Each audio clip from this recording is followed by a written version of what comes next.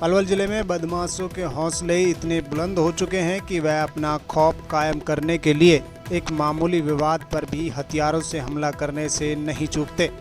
यही नहीं, दुकानदार के सामने लेने के बाद पैसे मांगना इन्हें नागवार गुजरता है कि यह दुकानदार का कत्ल करने पर भी उतारू हो जाते हैं। ऐसी कड़ी में 8 से 10 बदमाशों ने जूस पीने के बाद रुपए मांगने पर जूस विक्रेता पर जानलेवा हमला कर दिया, जिसकी लाइव तस्वीरें भी सोशल मीडिया पर जमकर वायरल हो रही हैं। आपको बता दें कि इससे पहले भी अंडे की रेहड़ी लगाने वाले एक व्यक्ति की हत्या महज इसलिए कर दी गई थी कि कुछ बदमाशों से अंडे खाने के बाद अंडे विक्रेता ने उसकी कीमत मांग ली थी। अंडों की मामूली कीमत अंडा विक्रेता को अपनी जान देकर चुकानी पड़ी। इसी कड़ी में यह नया मामला फिर से सामने आया है।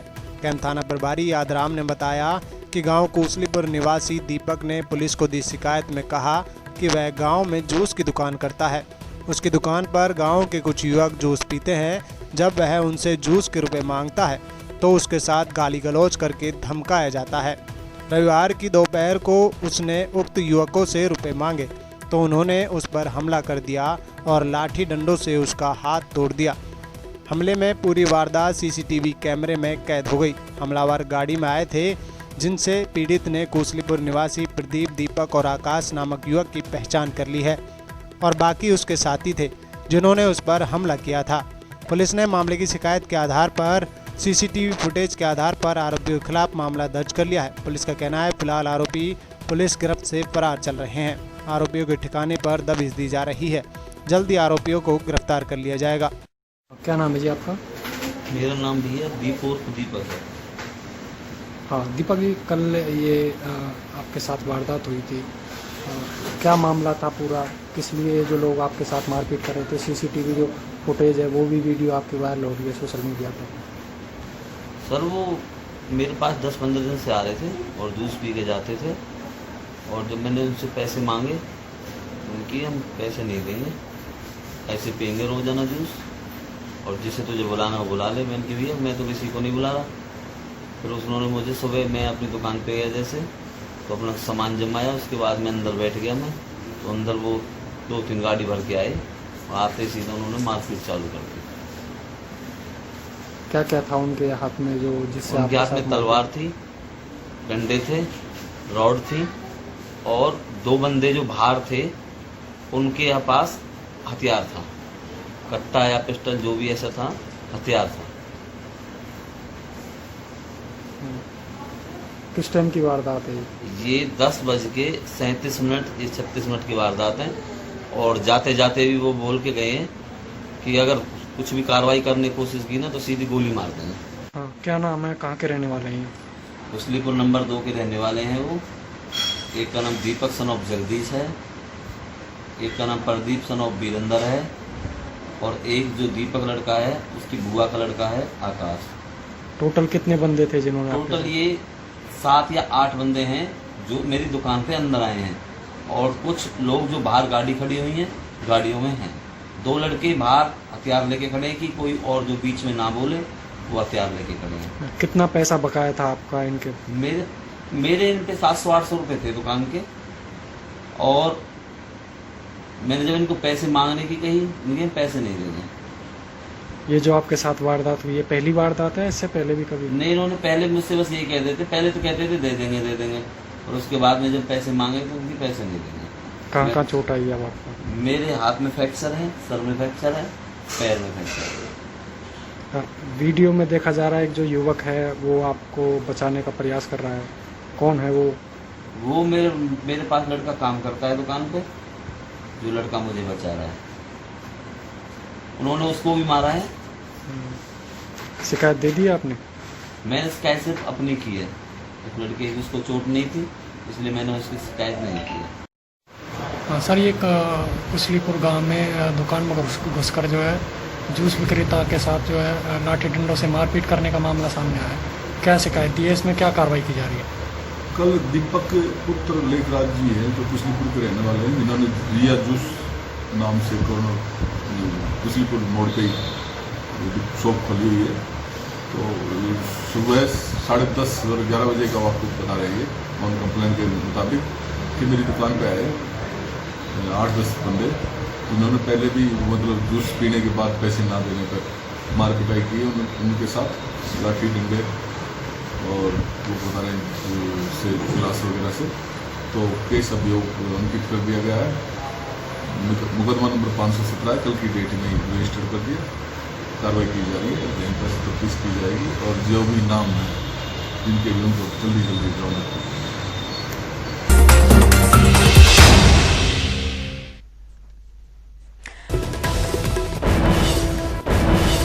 पलवल के होडल से एक बड़ी खबर सामने आ रही है। पलवल में होडल में नूह सड़क मार्ग पर गांव सौंद में बने सरकारी अस्पताल के गेट पर जमकर गोलियां चली। जी हां, सरकारी अस्पताल के गेट पर जमकर गोलियां चली हैं। इस गोलीबारी में सतेंद्र नाम के युवक की पीठ में और जांघ में गोली लगी है। लगभग 20 राउंड गोलियां चली, जिसमें गाड़ी में भी लगी लगभग आधा दर्जन गोलियां। गाड़ी के शीशे भी टूट चुके हैं। 2 बाइकों पर सवार होकर बदमाश आए थे। जैसे ही घायल युवक ने अपने 3 साथियों के साथ सरकारी अस्पताल में कोरोना टेस्ट कराने के लिए आए, वैसे ही इनकी गाड़ी अस्पताल में घुसने लगी तो बाइक पर सवार बदमाशों ने अस्पताल के गेट पर ही गाड़ी में बैठे लोगों पर गोलियां चलाना शुरू कर दिया और ताबड़तोड़ एक के बाद एक 20 राउंड फायर किए। गोली चलने की वजह से अस्पताल के कर्मचारियों में भाग मच गई, लेकिन सूचना के बाद मुंडकटी थाना पुलिस ने 1 घंटे की देरी से पहुंची। पुलिस ने मौके पर पहुंचकर गोलियों के खाली खोलों को बरामद किया है और घायल युवक को फरीदाबाद के अस्पताल में भर्ती कराया है। साथ ही साथ पुलिस अब इसमें जांच कर रही है कि गोली चलाने वाला युवक कौन था, आखिर उसने इतने 20 राउंड फायर क्यों किए, इस तरह की गोलीबारी दिन दहाड़े क्यों की गई। इससे पुलिस की कार्यप्रणाली पर सवालिया निशान लगना लाजमी है।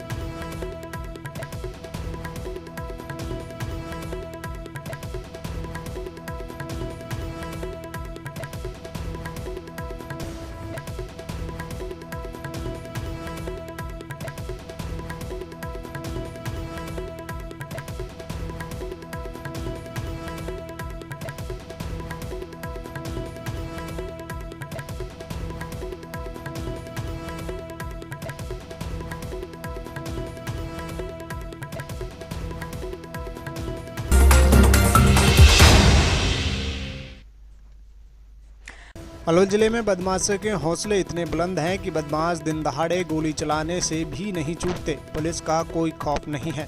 जिले में आए दिन गोली चलना आम बात हो गई है और नाबालिग बच्चियों के साथ दुष्कर्म के मामले लगातार सामने आ रहे हैं। इन सभी बातों को देखते हुए लगता है कि पुलिस का बदमाशों में कोई खौफ नहीं बचा है। ऐसा ही मामला आज फिर सामने आया। बदमाशों ने होडल नूह सड़क मार्ग पर गांव सौंद में बने सरकारी अस्पताल के गेट पर बाइक सवार 4 बदमाशों ने एक स्विफ्ट गाड़ी पर दिन दहाड़े जमकर गोलियां चलाई, जिसमें गाड़ी में बैठे 4 युवकों में से एक युवक को 2 गोलियां लगी। गोली लगने की सूचना मुंडकटी थाना पुलिस को दी, लेकिन सूचना के 1 घंटे बाद पुलिस मौके पर पहुंची। तब तक घायल के साथियों ने घायल की हालत को गंभीर देखते हुए फरीदाबाद के अस्पताल लेकर पहुंच गए। घायल के सभी साथी मुकेश ठाकुर ने बताया कि वह गाड़ी में अपने साथी निम्बो पहलवान, मुक्का पहलवान और सतेंद्र के साथ कोरोना टेस्ट कराने के लिए सौंद के सरकारी अस्पताल आए थे, लेकिन जैसे ही उनकी गाड़ी अस्पताल में घुसने लगी तभी 2 बाइक पर 4 युवक आए और आते ही उन्होंने उनकी गाड़ी पर अंधाधुंध गोलियां चलाना शुरू कर दिया, जिसमें उनके साथी सतेंद्र को 2 गोलियां लगी हैं, एक कमर में और एक जांघ में, जिसकी हालत गंभीर है। उसने कहा कि पुलिस को उन्होंने इसकी सूचना दे दी है, लेकिन अभी तक पुलिस कह रही है कि वह पहुंच रहे हैं, लेकिन काफी देर बीत जाने के बाद पुलिस नहीं पहुंची। उन्होंने कहा कि गोली मारने के बाद बदमाश हथीन की तरफ भाग निकले। वहीं इस बारे में मौके पर पहुंची मुंडकटी थाना प्रभारी रामवीर डागर ने बात की गई तो उन्होंने कहा कि पुलिस मौके पर पड़े गोलियों के खाली खोलों को बरामद किया है। जिस गाड़ी में गोली लगी है उस गाड़ी को पुलिस ने कब्जे में ले लिया। उन्होंने कहा कि घायल को फरीदाबाद के लिए रेफर कर दिया गया है और सड़क पर जहां पर सीसीटीवी कैमरे लगे हुए हैं उनको देखा जा रहा है और जल्द ही आरोपियों को गिरफ्तार कर लिया जाएगा। ये जो गोली चली है ये किसको लगी है, कितनी गोलियां चली है, क्या मामला है? हम होटल से दवाई लेने हॉस्पिटल चेक कराने आ रहे थे कोरोना। कहाँ? अचानक 2 मोटरसाइकिल आई और उन्हें 8-10 फायर करी है और सतेंद्र गाड़ी चला रहा था। मेरा मुद्दा पीछे बैठे थे, वो बेलमान आगे बैठा था सतेंद्र बराबर। अच्छा। तवाताड़ गोली चला के और सतेंद्र के 2 गोली लगी हैं और ये नहीं पता कौन है, अज्ञात लोग हैं। अच्छा। और मोटरसाइकिल से फरार हो गए यहाँ से। अच्छा। हाँ, हमने पुलिस को कॉन्फ्रम कर दिया, पुलिस आने वाली है। अच्छा, तो मतलब क्या कहाँ गुली लगी है उसको, सतेंद्र को? उसको एक गर्दन में गोली लगी, एक पैर में गोली लगी है उसको। अच्छा, तो अभी पुलिस को सूचना किया? हाँ, कर दी पुलिस को, मोड़ के पुलिस को सूचना कर दी, होटल पुलिस को सूचना कर दी। अच्छा, तो अभी मतलब कितना समय हो गया सूचना दिए? कम से कम 20-25 मिनट हो गए। पुलिस नहीं पहुंची अभी नहीं, आने वाली है पुलिस। अच्छा, अभी नहीं पहुंची। हाँ। तो मतलब अस्पताल आए थे सरकारी? हाँ, सरकारी अस्पताल आए थे कोरोना टेस्ट कराने के लिए। तो कितने लोग थे गोली चलाने वाले? कोई 4 लोग थे, 2 मोटरसाइकिल थी। अच्छा, कोई पहचान आई? नहीं, कोई पहचान नहीं आई। कोई पहचान नहीं। क्या नाम है आपका? मुकेश ठाकुर। मुकेश ठाकुर। कौन सी मोटरसाइकिल है? हाँ सर, ये जो मतलब एक गोली चलने मामला आया सर, क्या मामला है कुछ? भैया अभी ना तो जिसे गोली लगी है वो ना उसके कोई गवाह है मौके का जी। जैसी भी जो भी आगे सामने है सर मतलब खोल बरामद कर रहे हैं आपने? जो खोल मौके पे जो खोल मिले हैं, जो गाड़ी में गोली लग रही है वो मौके से मिले, वो हमने ले लिए। अच्छा। आगे हम फुटेज देखते हैं टूल टैक्स पे। अच्छा।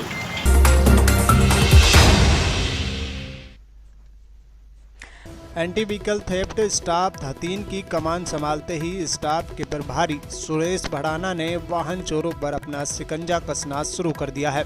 इसी कड़ी में anti vehicle theft staff Hathin police ने वाहन चोरी करने वाले 2 गैंग के 4 सदस्य व चोरी के वाहन खरीदने वाले एक और आरोपी को गिरफ्तार करने में सफलता हासिल की है। दोनों गैंग के सदस्यों से चोरी की 10 मोटरसाइकिलें बरामद की जा चुकी हैं। पुलिस का कहना है कि सभी आरोपियों को अदालत में पेश करके रिमांड लिया जाएगा। रिमांड के दौरान आरोपियों से कई अन्य वारदातों के खुलासा होने की संभावना है। ये हमने अभी व्हीकल थेफ्ट की गैंग पकड़ी है जो काफ़ी दिनों से पलवल में ये गैंग सक्रिय थी और जगह जगह के मोटरसाइकिलें जो अकेले पलवल जिले से नहीं, मेवात नूह जिले से भी, फरीदाबाद से भी और दिल्ली से मोटरसाइकिल व्हीकल चोरी कर रहे थे, जिसमें हमने 3 आदमियों को रिमांड दिया था। 2 को करके अरेस्ट करके इसी गैंग के उनको भी आज रिमांड पर लिया जाएगा और हमें उम्मीद है कि इनके काफ़ी आगे भी और भी अधिक कुछ खुलासा होगा और इनसे आगे भी बरामद होगा। किस तरह से कहाँ से चोरी करते हैं? इनका जो टेक्निकल पॉइंट है पूरी गैंग का, गैंग एक तरीके से वारदात करते हैं जैसे कि कोई मोटरसाइकिल खड़ी होती है, वहाँ जाके एक चोरी करता है, एक उसकी रैकी करके और आगे ले जाके उसको बेचते हैं। बेचने वालों से भी संपर्क है तो उनको जल्दी करेंगे, खुलासा करेंगे सभी। कब से ये जो इन चोरी की जो वारदातों का अंजाम दे रहे हैं? ये काफ़ी टाइम हो गए इनको, पहले भी इनमें से 2 लड़के जेल जा चुके हैं व्हीकल थेफ्ट में और उसके बाद भी और बाहर आके पूरी गैंग बनाई इन्होंने निकलने पर और फिर दोबारा से पूरी गैंग। क्या क्या नाम है, कहाँ के रहने वाले हैं? इनमें एक प्रीत है, ये भिड़ुकी का है, दूसरे का नाम रेंचो है, ये भी भिड़ुकी का है, एक लड़का योगिंदर है, सरजीत है, ये चारों भिड़ुकी के, एक टिंकू है इनमें जैसे मोटरसाइकिल चोरी मोटरसाइकिलें लेके आगे बेचता है।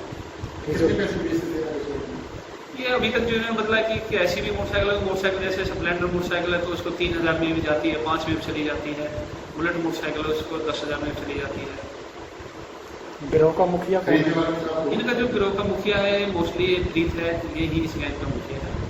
प्रीत इनका हेड है और प्रीत पहले जेल जा चुका है। कितने वाहन चोरी किए? इन्होंने हमें अभी लगभग इनसे 10-12 बरामद हो गए और आगे भी उम्मीद है, जो रिमांड में चल रही है इससे आगे भी उम्मीद है।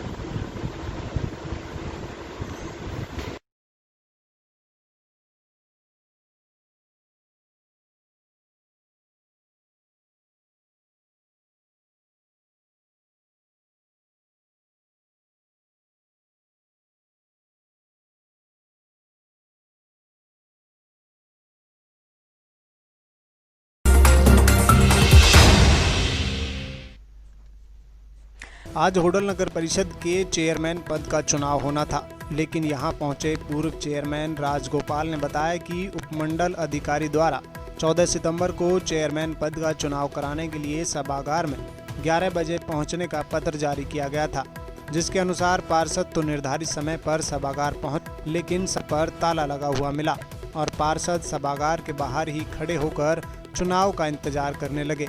लेकिन तय समय के काफी देर बाद भी चुनाव अधिकारी नहीं पहुंचे, जिस कारण पार्षदों को बेरंग लौटना पड़ा। बाद में नगर द्वारा उपमंडल अधिकारी के बीमार कारण कि इसी वजह से पद का चुनाव कराने में असमर्थ होने का नोटिस चस्पा दिया गया। चुनाव को लेकर पुलिस प्रशासन द्वारा सुरक्षा के पुख्ता इंतजाम किए गए। कार्यालय के आसपास भारी संख्या में पुलिस बल तैनात किया गया। उधर इस बारे में नगर परिषद के तत्कालीन चेयरमैन राजगोपाल का कहना था कि शासन के अनुसार वह निर्धारित समय पर पहुंचे, लेकिन सभागार के दरवाजे पर ताला लटका मिला। इससे सरकार की मंशा जाहिर होती है कि वह किसी भी प्रकार का चुनाव कराना नहीं चाहती। उक्त सीट अनुसूचित वर्ग के लिए आरक्षित है, जो 5 साल के लिए होती है, लेकिन जनरल कैटेगरी के थ्रू उक्त सीट को अवैध तरीके से पिछले वर्ष से चला रही है। उन्होंने सरकार के हस्तक्षेप के चलते चुनाव नहीं कराने का आरोप लगाया है। नहीं मतलब कैसे आज चुनाव होना कैसे टल गया जी? एसडीएम साहब से बात है? नहीं आप नगर परिषद के हो जनाब? मेरा काम सिर्फ अरेंजमेंट है। नहीं आज अभी तक उसका वो पत्रकार साहब नहीं उसका लॉक लगा हुआ सर। लॉक लगा हुआ तो आप एसडीएम ऑफिस से बात करें। नहीं आप भी तो अधिकारी हो सर। मैं अधिकारी हूं, नगर मेरा परिषद काम के सिर्फ अरेंजमेंट करना है, कन्वीनर हो। नहीं जैसे कार्यालय बंद था, पार्षद आए हुए थे, नहीं खोला गया, क्या कहेंगे इस बारे में? मैं नहीं कह सकता जी इस मामले में। नहीं जैसे मतलब लॉक लगा हुआ खोला नहीं हो, पार्षद आए थे इंतजार करने बाद। मेरा काम सिर्फ अरेंजमेंट करने का, वो मैंने कर दिया। अरेंजमेंट जो आपने पार्षदों के लिए कार्यालय भी नहीं खुलवाया ना, पर खुला हुआ है अंदर। नहीं मतलब लॉक बंद, कार्यालय नहीं खुला है, वो कार्यालय लॉक लगा हुआ है। वोटिंग होनी थी, वो कार्यालय नहीं खुला, ताला लगा था। वो वोटिंग वाला ना, वैसे तो नगर परिषद वो नगर परिषद खुला ना, उससे जिसमें होना है, जिसमें वोटिंग होनी है, वो जिसमें वो नहीं खुला ना। एसडीएम साहब से बात करें, वो मेरा काम है बस। तो क्या रहा जो समय है जो 11 बजे का टाइम दिया था, क्या किया? नोटिस सर्व हुए थे, उसके अनुसार आज 11 बजे का समय था चुनाव के लिए। आज हम आए हैं तो यहाँ पे ताला लग रहा है, जैसे कि आप देख रहे हैं। तो इससे मंशा जाहिर होती है सरकार की कि वो किसी भी प्रकार से चुनाव नहीं चाहते हैं।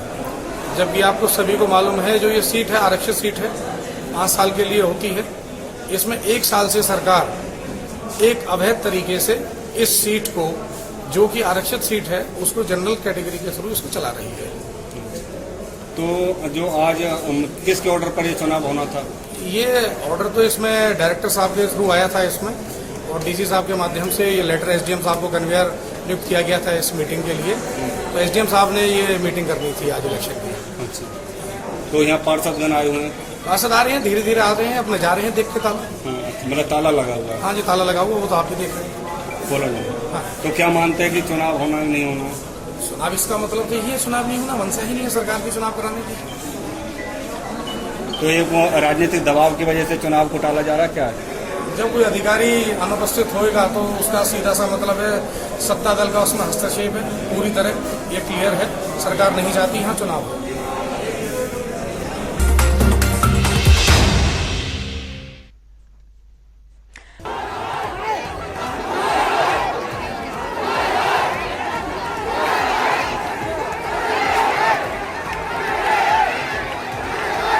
देश की सबसे बड़ी अदालत सुप्रीम कोर्ट के आदेश के बाद सूरजकुंड रोड पर बने गांव खोरी में बड़े पैमाने पर निगम अधिकारियों द्वारा तोड़फोड़ की गई। इस दौरान बड़ी संख्या में पुलिसकर्मी मौजूद रहे, जिसके चलते हल्का फुल्का विरोध तो हुआ, लेकिन वह पुलिस बल के आगे सिर नहीं उठा पाया। हंगामा करते नजर आ रहे यह लोग दरअसल खोरी इलाके के रहने वाले हैं, जहां आज नगर निगम के द्वारा बड़े पैमाने पर इस इलाके में तोड़फोड़ की कार्रवाई को अंजाम दिया गया। दरअसल सरकारी जमीन पर अवैध कब्जे का यह मामला सुप्रीम कोर्ट तक जा पहुंचा था, जिसे लेकर सुप्रीम कोर्ट ने 16 सितंबर तक जवाब मांगा है। इसी को देखते हुए आज भारी पुलिस बल के साथ नगर निगम अधिकारी मौके पर जा पहुंचे और तोड़फोड़ की कार्रवाई शुरू कर दी। नगर निगम की इस कार्रवाई का लोगों ने विरोध करना शुरू किया, लेकिन भारी पुलिस बल की मौजूदगी के चलते वह ज़्यादा विरोध नहीं कर पाए। वहीं इलाके के लोगों की माने तो उन्होंने यह जमीन गांव के ही लोगों से खरीदी है, जिसे अवैध बताकर आज तोड़ा जा रहा है। नाम क्या है आपका? मोहम्मद असलम। कौन सी जगह है ये खोरी गाँव है जी। तोड़फोड़ हुई है निगम ने, क्यों तोड़फोड़ की इसमें? अब ये नहीं पता जी, हमने तो किराए पर रहते थे, अपना ले लिया थोड़ा बोल के चलो जी यहाँ पर रहेंगे, किराए पर रह के परेशान हो गए थे हम लोग। फिर यहाँ लड़कों ने बोला मकान बिक रहा है, 2-4 ने लिया, फिर हमने भी लिया। मैं तो गाड़ी चलाता था ग्रामीण सेवा। फिर यहाँ पर आकर मम्मी को हमने बोला, मम्मी बोली बेटा मकान ले लो, जैसे किराए देते हैं किराए पर परेशान हो जाते। तो हमने यहाँ पे लिया, पहले झोपड़ी डाला, फिर ईट वीट पे पैसे इकट्ठे करें, फिर इसके चक्कर में हमें मालूम था टूटेगा। जो गुजर था वो बेचा चला गया पैसे वैसे लेके। फिर इसके चक्कर हमने अपना मकान यहाँ रहा, अच्छा बुरा रह रहे थे। फिर इसके बाद हमें मालूम था टूटेगा, ये मालूम होता टूटता तो हम अपना सामान वामान सब ले जाते सर यहाँ से। कितने में खरीदा था ये मकान? ये खरीदा था 2.25 लाख में। तो बनाने में कितने पैसे लगे? लग गए 3-4 लाख रुपये। अब कभी दोबारा बना पाओगे मकान? अब कैसे बनाएंगे सर, जब तो है नहीं। अब यही रात को कहाँ दिन कटेगा कहाँ नहीं कटेगा। फिर तो छोटे छोटे बच्चे भी मेरे। अब बताओ, मैं बहुत परेशानी हो गया। अब तो सामान भी नहीं छोड़े, फ्रिज भी सब तोड़ दिया, बेड वेड सब। कब खरीदी थी ज़मीन? 2015 में। 2015 में। तो क्या बताया था जिस समय, किससे खरीदी थी ज़मीन आपने? ये गुजर लोग बेच रहे थे यहाँ पे। किस रेट में ली थी जगह? ये 50 का 2.5 लाख की दी थी। 2.5 लाख रुपए की। करते क्या हैं आप? वो हॉस्पिटल में जीडीए की नौकरी। तो मकान कितने साल पहले बनाया आपने? ये तो अभी बनाया 6 महीने पहले। 6 महीने पहले मकान बनाया। और अब ये टूट गया, पता नहीं था इस बारे में कि अवैध है? नहीं।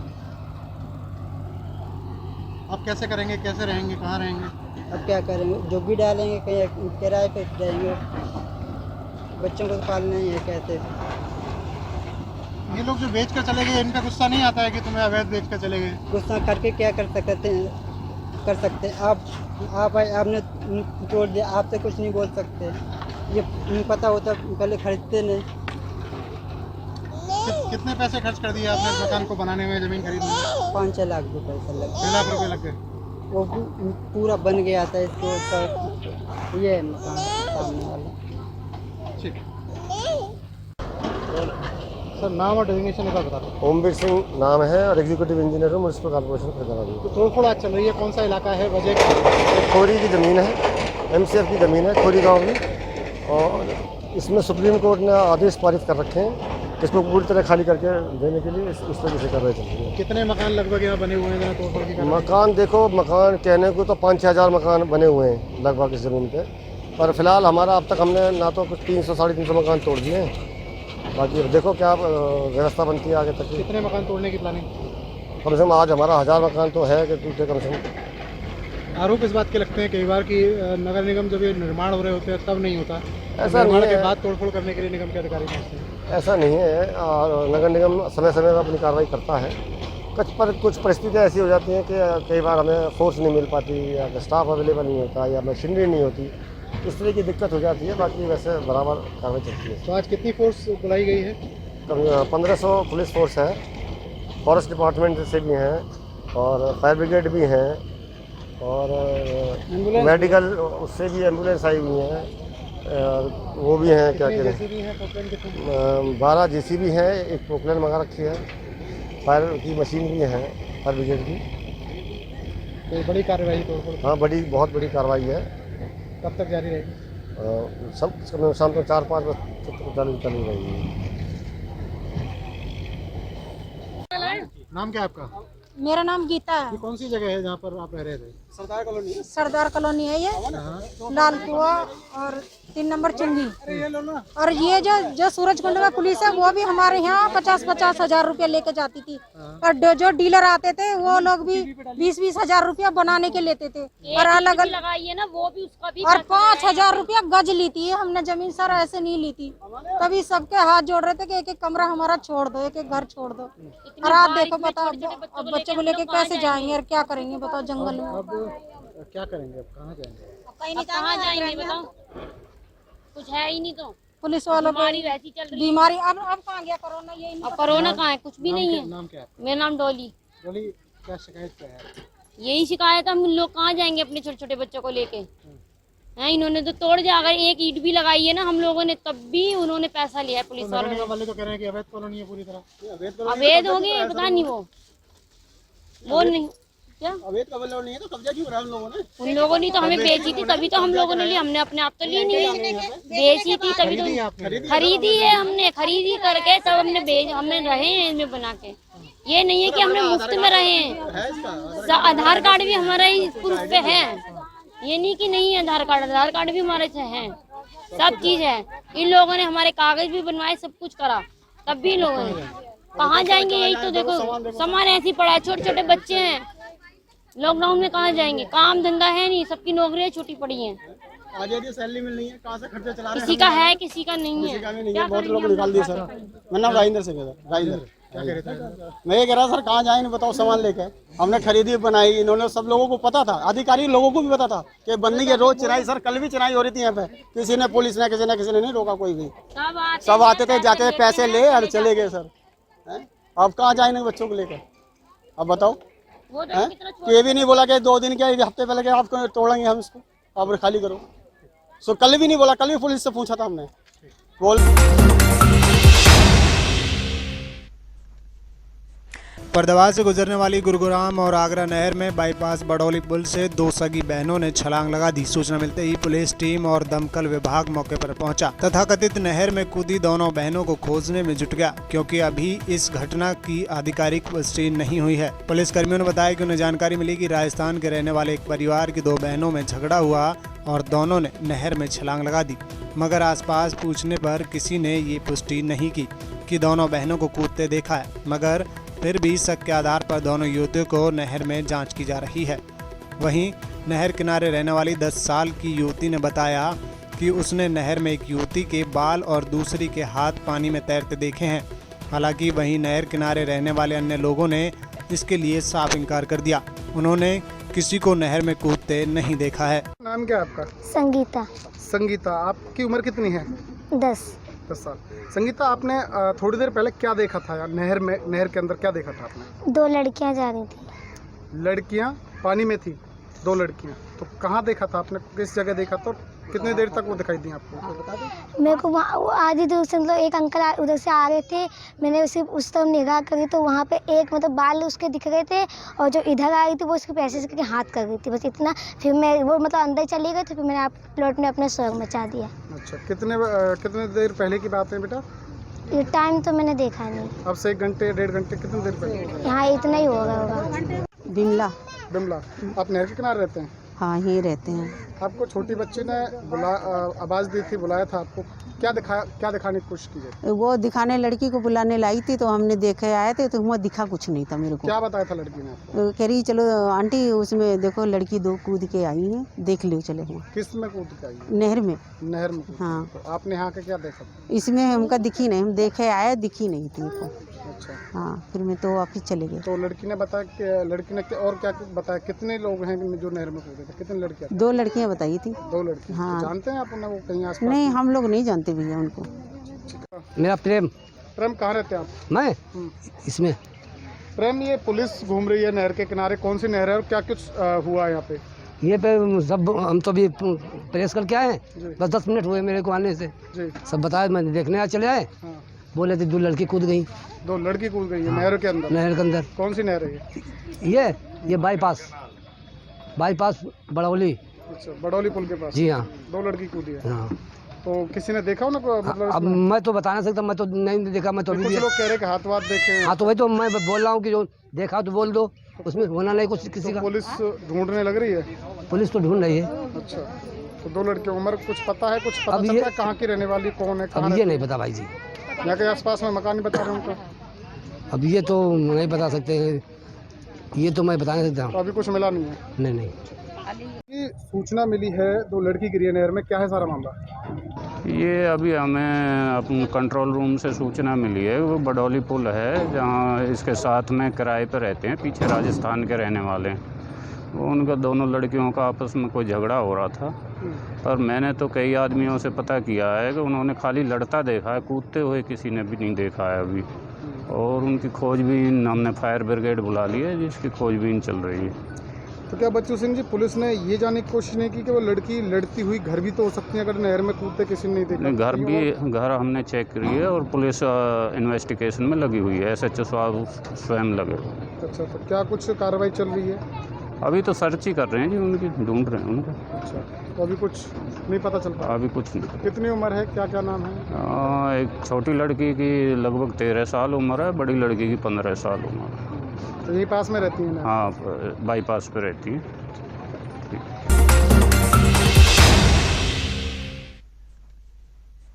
हरियाणा के मुख्यमंत्री मनोहर लाल के नेतृत्व में बल्लभगढ़ विधानसभा में लगातार विकास कार्यों की झड़ी लगी हुई है। आज बल्लभगढ़ की नवलू कॉलोनी नाली मुक्त हो गई। कॉलोनी की सभी गलियां कंक्रीट की बनाई गई हैं। कॉलोनी की अंतिम गली के निर्माण कार्य का कॉलोनी वासियों ने नारियल तोड़कर शुभारंभ किया। इस मौके पर हरियाणा के परिवहन मंत्री मूलचंद शर्मा के भाई एवं भाजपा नेता टिप्पर चंद शर्मा मुख्य अतिथि के रूप में मौजूद रहे। कॉलोनी वासियों ने मुख्य अतिथि का जोरदार स्वागत किया। जी आपका? शर्मा जी, आज गली के निर्माण कार्य हुआ है, क्या कहना आपका?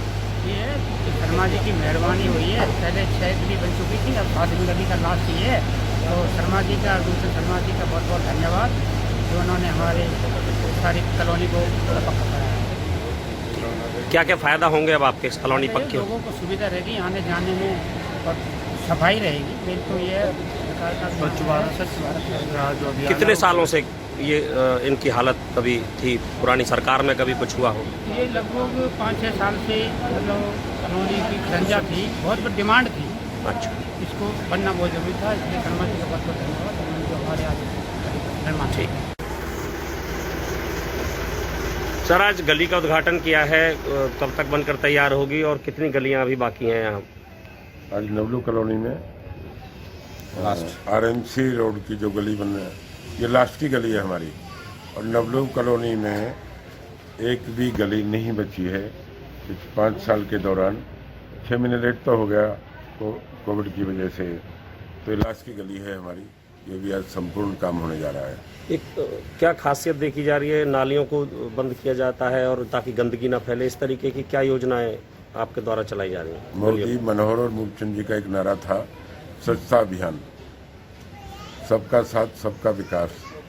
सफाई अभियान पे सबसे ज़्यादा जोर दिया जा रहा है। मैं 17 तारीख को आने वाला जो मोदी जी हमारे प्रधानमंत्री जी का जन्मदिन है, उसके लिए भी अभियान है कि देश में सफाई होनी चाहिए। उसी का एक ये पार्ट है कि पूरे बल्लभगढ़ में, पूरी विधानसभा में नाली मुक्त सड़कें बनाई जा रही हैं।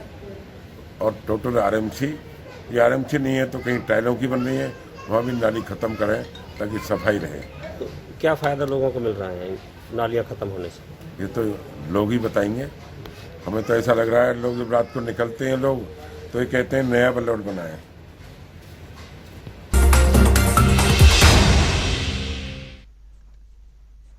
भवानीखेड़ा से भिवानी की तरफ ओवरटेकिंग करते जा रही हरियाणा रोडवेज और प्राइवेट बसों के सामने की टक्कर से हादसे में एक 27 वर्षीय युवक की मौत हो गई। हादसे में मृतक युवक सिरसा में खाद बीज की दवाइयों का सप्लायर बताया जा रहा है, जो कि आज सुबह भिवानी की तरफ से सिरसा कार्य के लिए जा रहा था, जिसकी आज भवानीखेड़ा में पेट्रोल पंप के पास बसों की ओवरटेकिंग में मौत हो गई। हादसे की सूचना पाकर मौके पर पहुंची पुलिस ने आगामी जांच में जुट गई है। तो वहीं प्राइवेट बस चालक भी घटना के बाद बस को मौके पर छोड़कर फरार हो गया। इस दौरान प्रत्यक्षदर्शियों का कहना था कि हादसे के कारण बसों की ओवरटेकिंग है। भवानीखेड़ा से भिवानी की तरफ जा रही रोडवेज और प्राइवेट बसों में आपस में ओवरटेकिंग के चलते यह हादसा हुआ है। जो सुबह 8-8:15 बजे कैसे क्या कुछ बस ओवरटेक कर रही थी, ये जो आपस में बजा रहे थे बस वाले, रोडवेज और प्राइवेट बस वाला। किस साइड से आ रही थी, किस साइड पर? सी से आ रही थी, दोनों बस भिवानी की तरफ जा रही थी। और जो ये मृतक योगी किस साइड जा रहा है? ये सी की तरफ जा रहा था, भिवानी से की साइड से आ रहा था। क्या कार्य करता था पता चला? ये तो नहीं पता चला है, पुलिस वाला इसके आगे से देखे तो क्या इसके कार्ड को पाए हैं, नाम बताया है लोकेश कार्ड पे, और इसका ये कागज पुलिस वाले देख रहे हैं। रोड पे तो कीकरों की वजह से है सारी, ये रोड पूरा संतर भरा हुआ है, रोड पर जगह है नहीं, सड़कों पे गड्ढे भी हैं, स्पीड ज़्यादा तेज चलाओ बस वाले या प्राइवेट दोनों, और ये जगह है नहीं प्रशासन और कोई ध्यान नहीं दे रहा। ये भी सफाई पीछे पेट्रोल पंप तक हो चुकी है, पेट्रोल पंप तक ये कमेटी नहीं करवाई, आग गई है, कोई प्रशासन कर नहीं रहा। सब एक्सीडेंट हो चुके हैं इसी ये गड्ढे की वजह से, कभी रोड की कीचड़ों की वजह से। कोई प्रशासन वाला नहीं संभाल रहा इनको। रोड पे कितने रोड आधा घेर रखा है इन्होंने।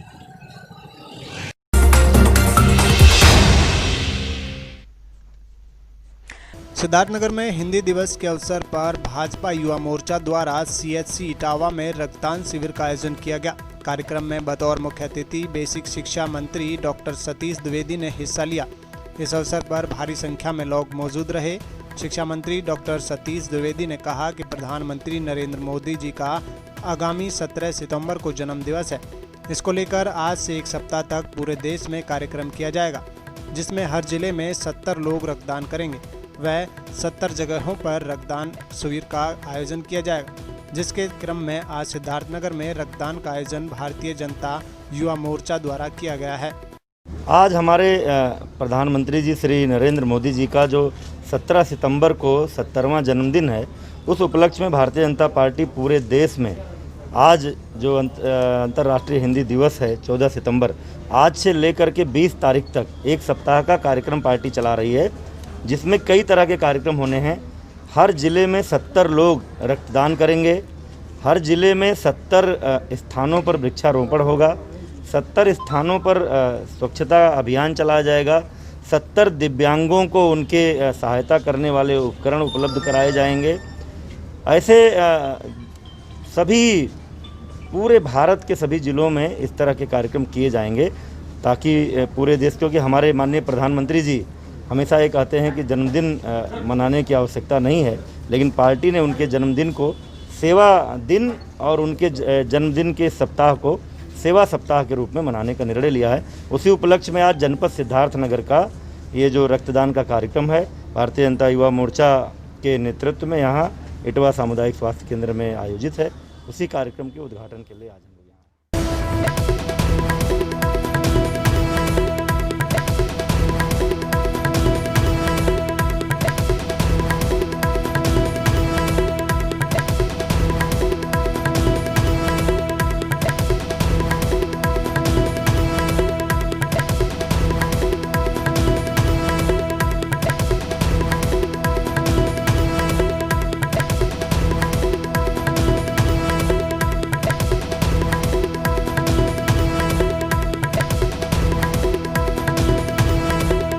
अवैध बालू खनन का खेल जिले में रुकने का नाम नहीं ले रहा है। यही अवैध बालू खनन होने से नदियों के आसपास के गांवों में बरसात के समय बाढ़ का खतरा बना रहता है। अवैध तरीके से बालू खनन करने वाले माफिया हर वक्त इस अवैध धंधे में के फिराक में लगे रहते हैं। जिले में बहने वाली बूढ़ी राप्ती नदी का जो हिस्सा मिसरौलिया थाना में पड़ता है, वो है इन माफियाओं का बड़ा अड्डा बना हुआ है। वर्तमान समय में इस नदी में रतनपुर, सोनाली व असोगावा घाट पर अवैध तरीके से अवैध बालू खनन का काम दिन रात जोरों से पल फूल रहा है।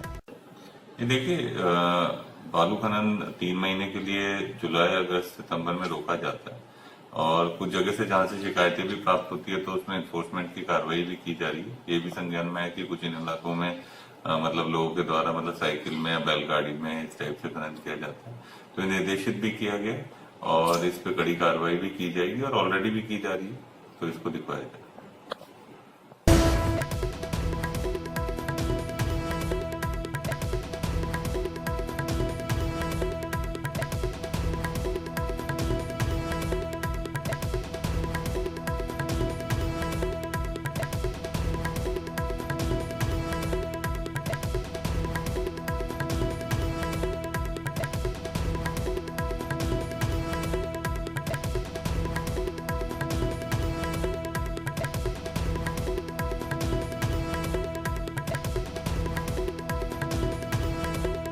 राम जन्मभूमि पर मंदिर बनाए जाने के फैसला आने के बाद देशवासियों में खुशी का माहौल है। ऐसे में मंदिर के भूमि पूजन होने के बाद अपने आवास से 700 किलोमीटर दूर दिल्ली पीएम हाउस तक पदयात्रा का संकल्प लिए मध्य प्रदेश के राजगढ़ जिले के ब्यावरा कस्बा निवासी संजय शर्मा आज पलवल पहुंचे। देशवासियों में राम जन्मभूमि के पूजन को लेकर कृतज्ञ श्रद्धा और खुशी है।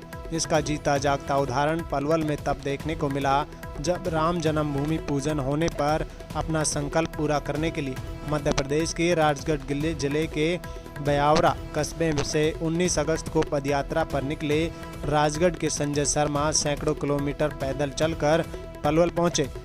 और क्या नाम है जी आपका? क्या नाम है आपका? संजय शर्मा। कहाँ के रहने वाले आप? मैं राजगढ़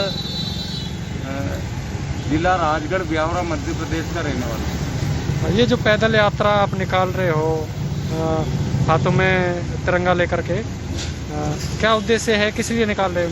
ये उद्देश्य ये है सर कि जब प्रधानमंत्री नरेंद्र मोदी जी पहली बार प्रधानमंत्री बने थे, जब हमने प्रण किया था कि 370, 53 और राम जन्मभूमि का निपटारा हो जाए, तो हमारे मित्रों ने बोला था ऐसा हो नहीं सकता, कई नेता आए अब तक नहीं हो सकता। तो हमने कहा था कि अगर ये हो गया तो हम उनसे मिलने पैदल दिल्ली मिलके और धन्यवाद देंगे। और भी हम कुछ कहना चाहते हैं, हम गायक भी हैं, कवि भी हैं, लेखक भी हैं। एक हमने कविता भी बनाई है, लगन लगी है मोदी जी से मिलने की, आस जगी है मोदी जी से मिलने की, यही तमन्ना है, यही आरज़ू है मोदी जी से मिलने की, बस शर्त एक है 18 से 40 वर्ष के युवा मेरे साथ हो। कोई जगाने वाला आया है, अब तो जग जाओ, इसके पहले भी कोई जगाने वाला आया था, कई जल गए, कई जमीनों दस्त हो गए, और हो उसके पहले उठ जाओ।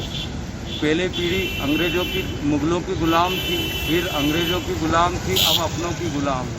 कहने का मतलब है राष्ट्र को धर्म कर्म की तरह 18 से 40 वर्ष के युवा अगर समझेंगे तो यहाँ देश और प्रगति कर सकता है। और अगर 18 से 40 वर्ष के युवा मेरे साथ हैं, मोदी जी का हाथ है और आशीर्वाद है, तो फिर विश्व की क्या औकात है। अरस्तु जी जो हमारे दार्शनिक थे, उनकी भविष्यवाणी थी कि एक दिन भारत विश्व का सिरमौर बनेगा, तो इंद्र का दूसरा नाम ही नरेंद्र होता है। और कलयुग में राम जी भी आ गए हैं, और इंद्र के रूप में, हनुमान जी के रूप में मोदी जी आए हैं। अब तो समझ जाओ, इनका साथ दो, ये देश को एक मजबूती शक्ति प्रदान करेंगे, और पूरे विश्व में इन्होंने डंका बजाया। जय हिंद, जय भारत, जय श्री। आज आप पलवल पहुंचे हो, तो ब्यावरा से कब चले थे और इस बीच क्या कुछ परेशानियों का सामना करना पड़ा आपको? मैं 19 तारीख को चला था, और जब से चल ही रहा हूँ। रात को मैं सिर्फ 4 या 5 घंटे सोता हूँ, और सुबह 3-4 बजे उठ के पूजा पाठ करके फिर अपने पथ से और अग्रसर हो जाता हूँ। इस बीच में मुझे धर्मशाला और गुरु जियों का आश्रम और गुरुद्वारों में मेरे को किसी प्रकार की कोई दिक्कत नहीं आई।